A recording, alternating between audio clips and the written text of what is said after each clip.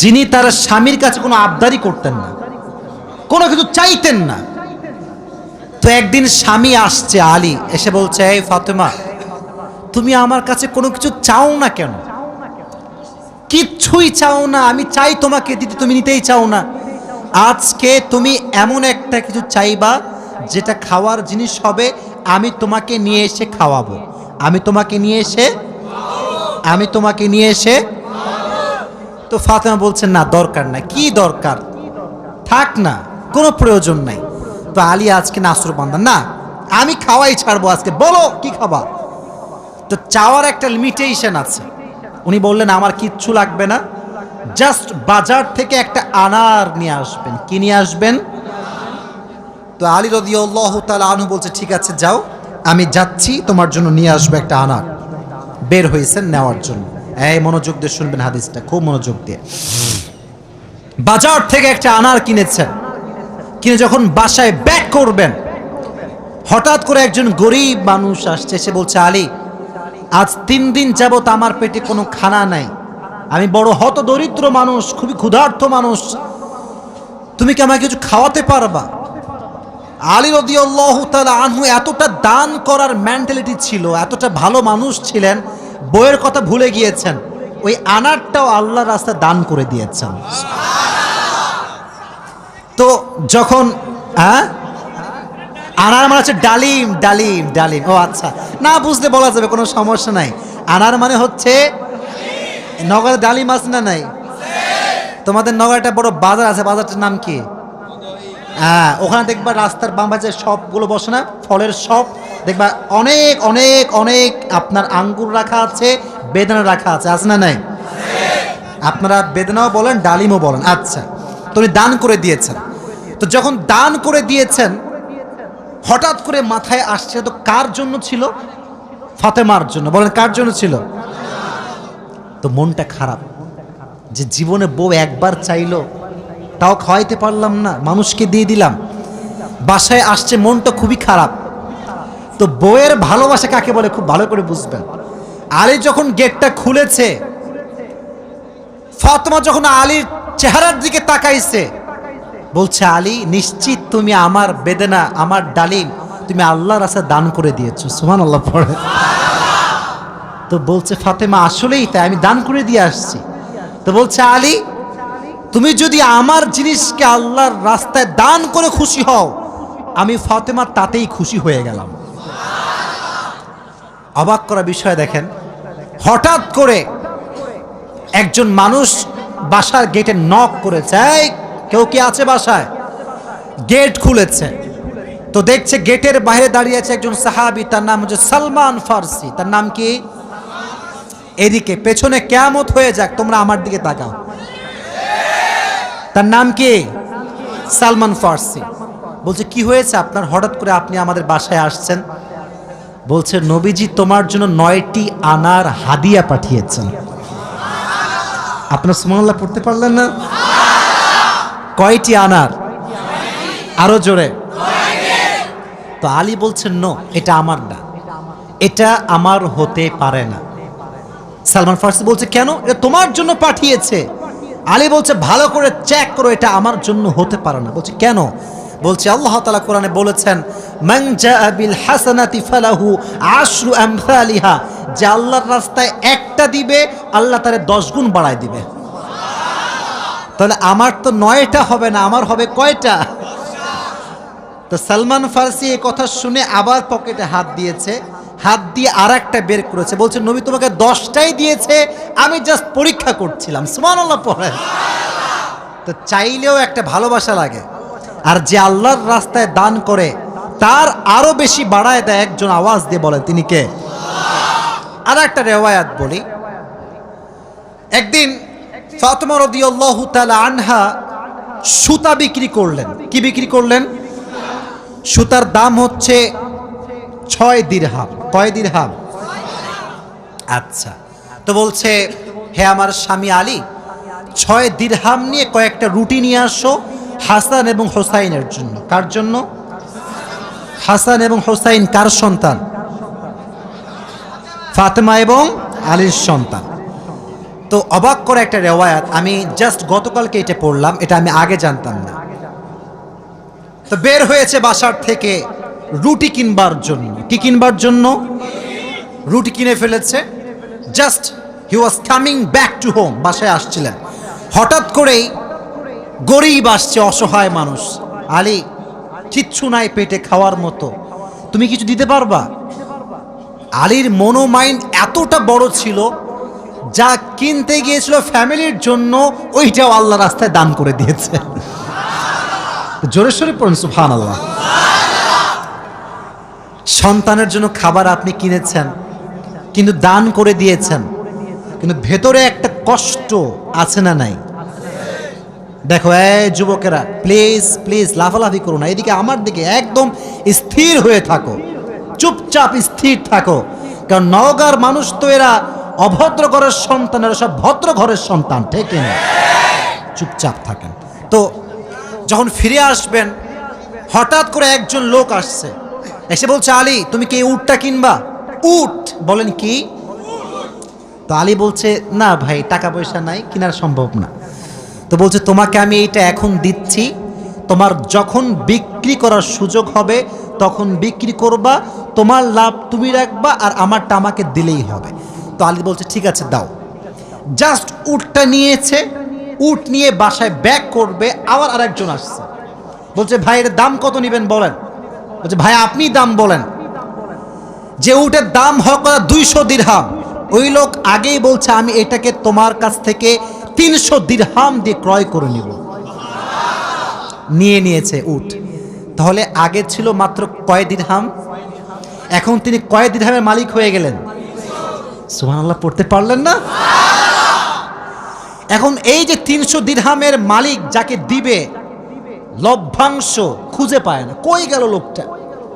লোক আর খুঁজে পায় না, না পেয়ে বাসায় আসছে। যখন গেট খুলেছে, গেট খুলেই দেখছে নবীজি তার বাসার ভেতরে বসে আছে। বলছে, আলী আজকের ঘটনা তুমি বলবা নাকি আমি বলবো? বলছে, নবী আপনিই বলেন। বলছে, তোমার কাছে সর্বপ্রথম যিনি উট বিক্রি করেছিলেন তিনি আর কেউ নন, তিনি হচ্ছেন জিবরাইল।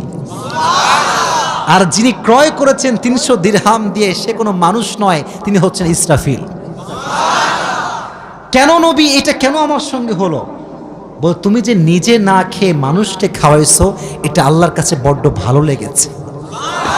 তো আল্লাহ তোমার এত বেশি বাড়ায় দিয়েছে যে তুমি কল্পনাই করতে পারো না। সুবহানাল্লাহ পড়েন।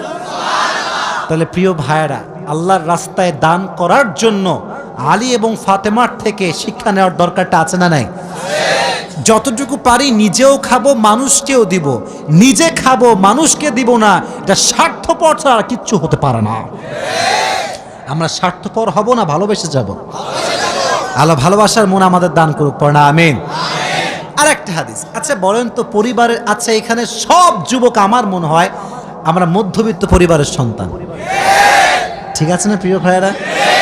শোনেন একটা কথা বলি, অনেক সময় অনেক যুবকের মন খারাপ হয় যে হুজুর শখের একটা R15 নাই, শখের একটা আইফোন নাই, ঠিক আছে না প্রিয় ভাইয়েরা?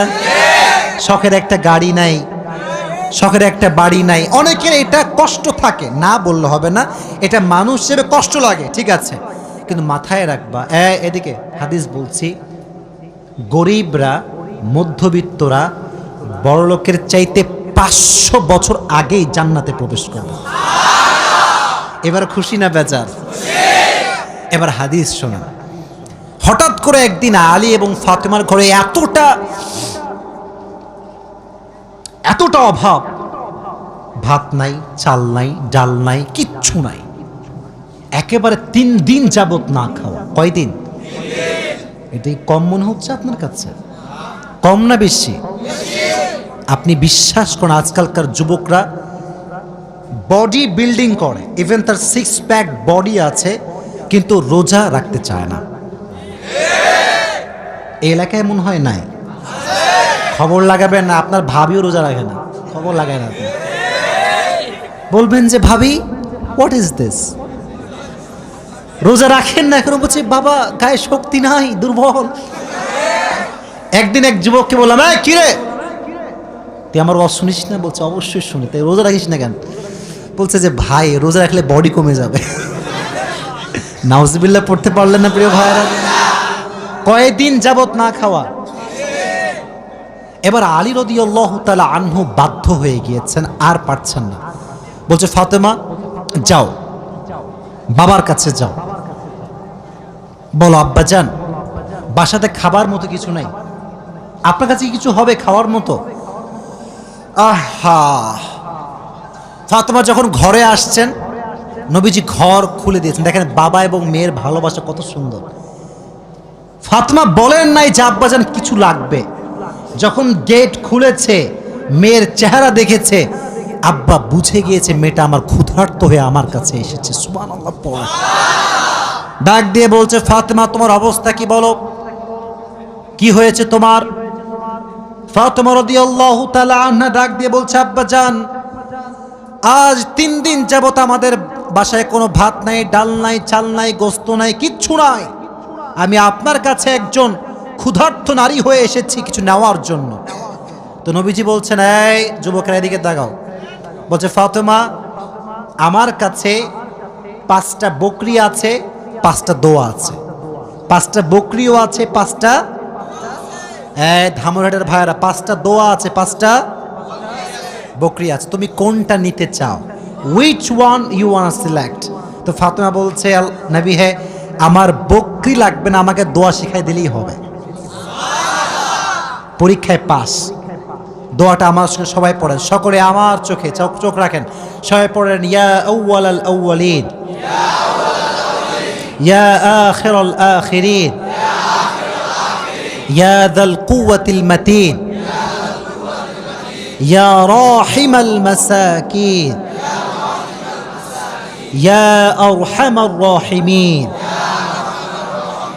আমি জানি যে এটা এখনই মুখস্থ করা সম্ভব না, তবে এটা আগামীকাল কোথায় যাবে?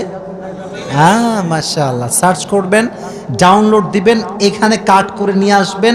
এই দোয়াটা you have to repeat after me, বারবার বারবার বারবার। নবীজি বলেছেন এই দোয়া যে যত বেশি পড়বে তার রিজিকে বরকত তত বেশি বেড়ে যাবে। এই দোয়াটা আমরা বেশি বেশি পাঠ করব তো ইনশাআল্লাহ। এবার ফাতেমা আলীর কাছে ব্যাক করেছে। আলী বলছে ফাতেমা তোমার হাতে গোস্ত কোথায়, ভাত কোথায়, খাবার কোথায়?